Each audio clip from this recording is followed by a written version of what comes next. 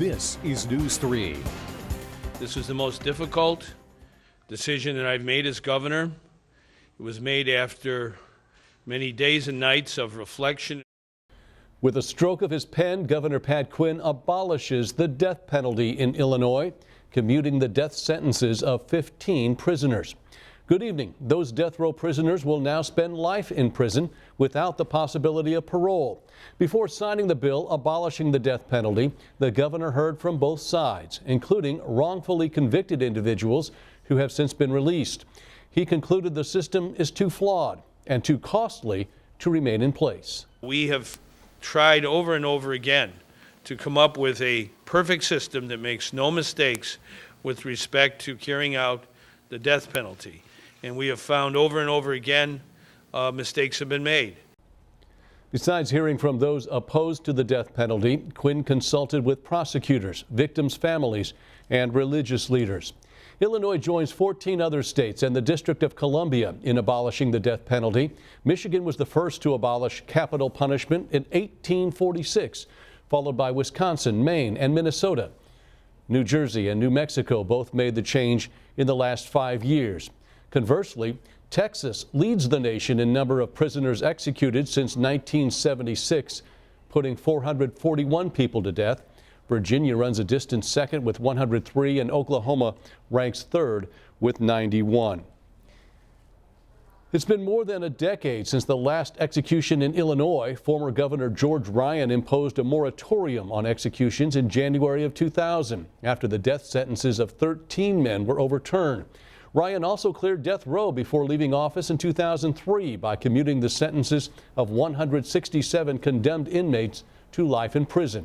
News 3's Jeff Stensland has been following this story. And Jeff, many Republicans say Quinn is making the wrong move. That's correct, Mark. This afternoon, State Senator Kirk Dillard said he can sympathize with Quinn's anguish over the decision.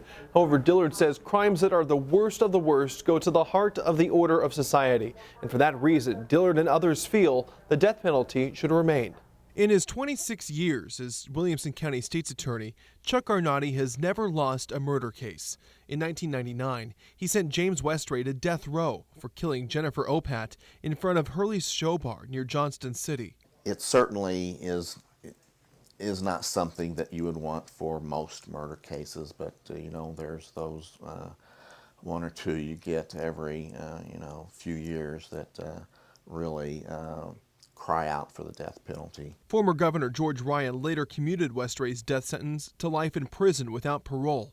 Garnotti says he has not tried a capital murder case in a few years, but it is a tool he's used several times, even to strike plea deals. Jerry Kreisel has represented several Southern Illinoisans facing the death penalty. Right now, he's preparing to defend Afton Ferris, who is accused of killing Terry Ann Seebeck and Candace Majors in West Frankfort in 2009.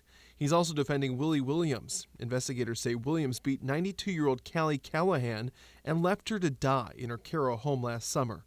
For years, the state has covered the tens of thousands of dollars in costs capital cases incur through the Capital Litigation Trust Fund. That money disappears January 1st. Then it's going to fall back on the counties to pay expenses for investigations and expert witnesses. Kreisel says cases that involve the death penalty require deeper investigations and more expert witnesses.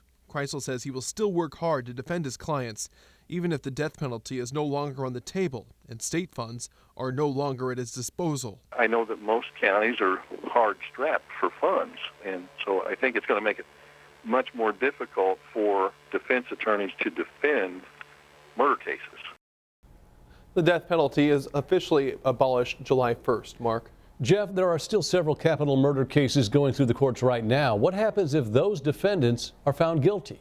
Well, I've asked a couple attorneys that very question, Mark, and it is really up to the state's attorney as to whether or not he or she wants to pursue a capital murder trial. The defendants could still be sent to death row figuratively if they are convicted before July 1st. However, those convictions would likely be commuted by Governor Quinn once they got to death row.